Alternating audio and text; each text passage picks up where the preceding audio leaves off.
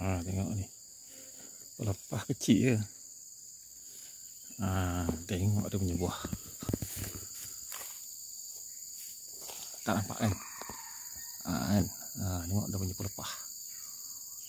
Rimbun. Nampak tu? Nanti kita tengok dia punya buah macam ni. Nampak tu?